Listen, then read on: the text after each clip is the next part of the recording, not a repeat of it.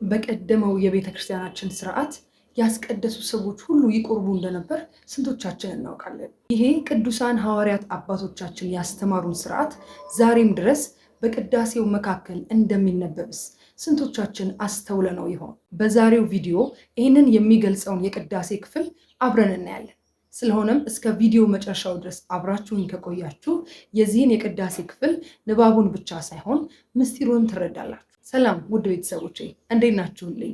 እኔ በጣም ደህና ነኝ፣ እግዚአብሔር ይመስገን። ይህ ሀቲዩብ ነው።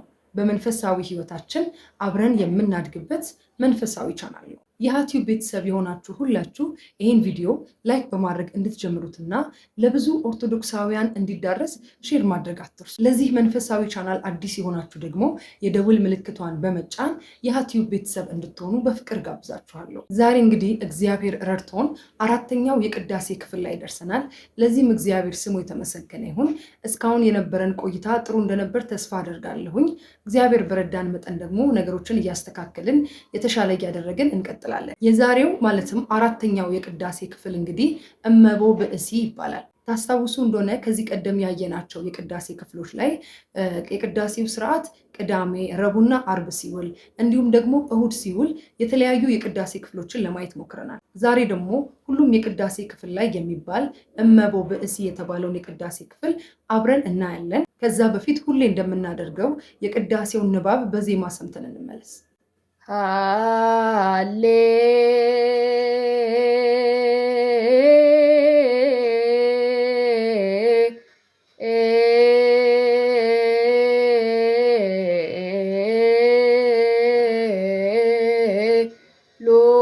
ሉያ እመቦ ብእሲ እምእመናን ዘቦአ ቤተ ክርስቲያን በጊዜ ቅዳሴ ወይሰማ መጻሕፍተ ቅዱሳት ወይታገሰ እስከ ይፌጽሙ ጸሎተ ቅዳሴ ወኢተመጠወ እምቁርባን ይሰደድም ቤተ ክርስቲያን እስማማሰነ ሕገ እግዚአብሔር ዋስተሃቀረ ቁመተ ቅድመ ንጉሥ ሰማያዊ ንጉሠ ሥጋ ወመንፈስ ከመዝ መሃሩነ ሐዋርያት ባብትሊሶሙ። እንግዲህ የእመቦ ብእሲ ንባብ በዜማ ይህንን ይመስላል። በመቀጠል ትርጉሙን በአማርኛ እንዲህ አነብላችኋለሁ። ቅድመ ዓለም በነበረ ዓለምን አሳልፎ በሚኖር አምላክ አምኖ እንዲሁም በቅዳሴ ጊዜ ከምዕመናን ወገን ወደ ቤተ ክርስቲያን የገባ ሰው ቢኖር ቅዱሳት መጽሐፍትን ሰምቶ የቅዳሴው ጸሎት እስኪጨርሱ ባይታገስ ከቁርባንም ባይቀበል ከቤተ ክርስቲያን ይለይ፣ የእግዚአብሔርን ሕግ አፍርሷልና የነፍስ የሥጋ ንጉሥ በሚሆን ፊት መቆምንም አቃሏልና ሐዋርያት በሲኖዶሳቸው እንዲህ እንዳስተማሩን ይላል። ይህ እንግዲህ የግዕዙ በአማርኛ ሲተረጎም ያለው ትርጉም ነው። ቅድም በመግቢያችን ላይ ለመጥቀስ እንደሞከርኩትኝ በቀደመቿ በጥንቲቷ የቤተክርስቲያናችን ስርዓት ሁሉም የቀደሰ ሰው ወይም ደግሞ ያስቀደሰ ምዕመን በሙሉ ይቆርብ ነበር። ማለት ሰው ካስቀደሰ መቁረቡ በቃ ጥያቄ ውስጥ የሚገባ አልነበረም፣ በድሮ በቤተክርስቲያናችን ስርዓት ማለት ነው። ይህንን ያስቀመጡልን ሐዋርያት አባቶቻችን በሲኖዶሳቸው ነው ደንግገው አስቀምጠዋልና፣ ስለሆነ ማንም ሰው በአምላክ በእግዚአብሔር አምኖ በቅዳሴ ሰዓት ከክርስቲያኖች ጋር ወደ ቤተክርስቲያን ቢገባ ቅዳሴውን ተከታትሎ ቅዱሳን መጽሐፍትን ሰምቶ ቅዳሴውን እስከሚጨርሱ ድረስ ታግሶ ባይቆርብ ከቤተክርስቲያን ይለይ ማለት በቃ የእግዚአብሔርን ሕግ አፍርሷልና ማለት በቃ ያስቀደሰ ሰው መቁረብ ግዴታው እንደሆነ ነው ይሄኛው የቅዳሴ ክፍል የሚነግረን። የድሮ ስርዓት አሁን ላይ እውነት ለመናገር ሙሉ በሙሉ የለም ማለት ይቻላል። የሚቆርቡት ማን እንደሆኑ ሁላችንም እናውቃለን አይደለ? ወይ ህፃናት ወይም ደግሞ አዛውንቶች ናቸው። በሚያስገርማችሁ ሁኔታ ግን ሐዋርያት አባቶቻችን የሰጡን ትእዛዝ ያስቀመጡልን ህግ ይሄ አልነበረም። አስቀድሶ ሳይቆርቡ መመለስ የሚታሰብ ነገር አይደለም። እንደውም ከዚህ ቀደም ሌላም ደግሞ የሰማሁት በቤተክርስቲያን ትምህርት ላይ የሰማሁት ምንድን ነው፣ በቀደመው የቤተክርስቲያናችን ስርዓት ስለ ንስሐ ሁላ ስንማር ምንድን ነው የተማርነው? ንስሐ በአደባባይ ነበር የሚገባው። ቤተክርስቲያን ሁሉም ሰው ይሰበሰብና ንስሐውን በሰዎች ሁሉ ፊት ነበር የሚናዘዘው፣ በሰዎች ሁሉ ፊት። ከዛ በኋላ ግን ያው ቂም የመያያዝ ነገር ሲመጣ አንዱ አንዱን ገድያለሁ ብሎ እዛ ጋር ቢናዘዝ በእግዚአብሔር ፊት በቤተክርስቲያን ፊት ይቅርታ ይደረግለታል። በሰው ዘንድ ግን ቂም ተያይዞ ሰው መገዳደል ሲጀምር ይሄ ስርዓት ተተወና በንስሐ አባቶች እንዲደረግ ተፈለገ። ያ የሆነበት ምክንያት ሰው በዛ ሰው ሁሉ ፊት ኃጢአቱም ሲናዘዝ በጣም ከባድ ነው አይደለ? ስለዚህ ዳግም ወደዛ ኃጢአት እንዳይጋበዝ ለማድረግ ነው ያ ስርዓት የተዘረጋው።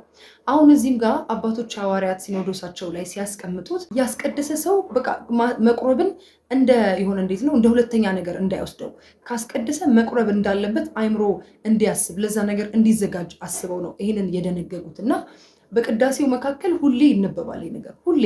ግዕዝም ስለሆነ ምናቅም ሰዎች ብናቀውም ያው ሰምተን እንዳልሰማ ልናልፍ እንችላለን። ብዙ ሰዎች የማናቅ ሰዎችም ደግሞ ያው ሳናቅ ይቀጥላል ማለት ነው። እና መቁረብና ቅዳሴ የሚለያዩ ነገሮች አይደሉም። አንድ ሰው ካስቀደሰ መቁረቡ በቃ ጥያቄ ውስጥ የሚገባ ነገር ለካ አይደለም።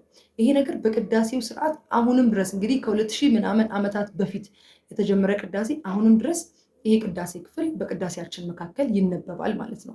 ምስጢሩን እንደሚከተለው እናየዋለን። ይሄ እንግዲህ እንደነገርኳችሁ አባቶቻችን ሐዋርያት በሲኖዶስ ተሰብስበው ከጻፉት መጽሐፍ የተወሰደ ነው።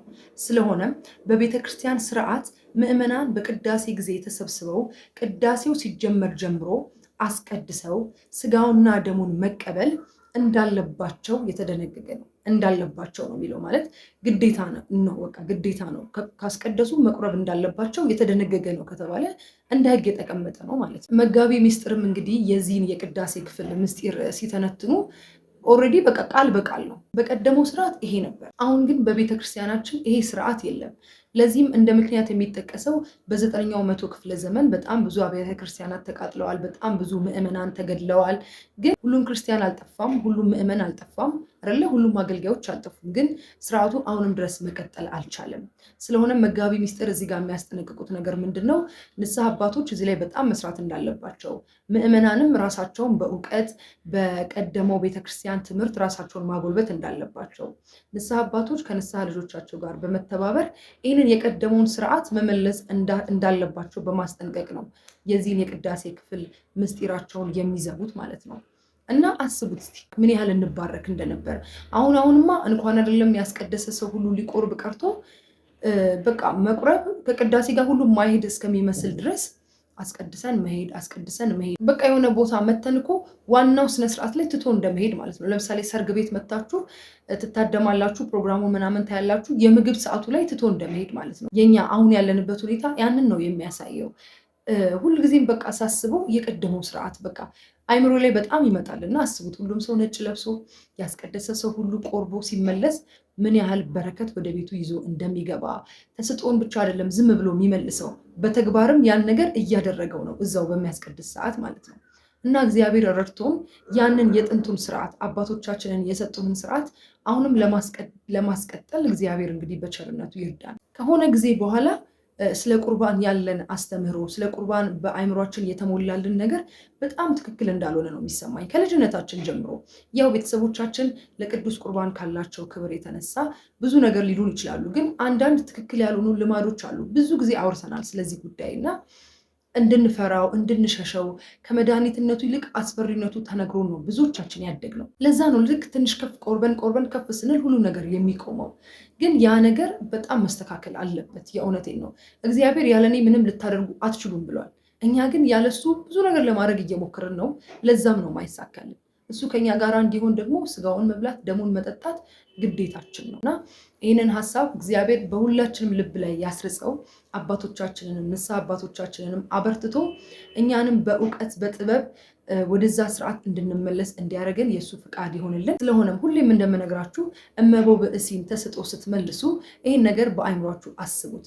የቀደመው የአባቶቻችን ስርዓት እኮ እንደዚህ አልነበረም። አስቀደስኩኝ መቁረብ አለብኝ፣ ይሄ ሐዋርያት የደነገጉልኝ ስርዓት ነው ብለን ሁሌ ለአይምሯችን እንድንነግረው፣ በንስሐ እንድንዘጋጅ፣ ወደ ቅዱስ ቁርባኑ ወደ ትልቁ ማዕድ እንድንቀርብ ያንን ነገር እያሰብን በጸሎትም እየተጋን ተስጦ ለመመለስ ያብቃን። ስለ ዛሬው የቅዳሴ ክፍል የተሰማችሁን ያገኛችሁበትን ጥቅም ኮመንት አድርጉልኝ።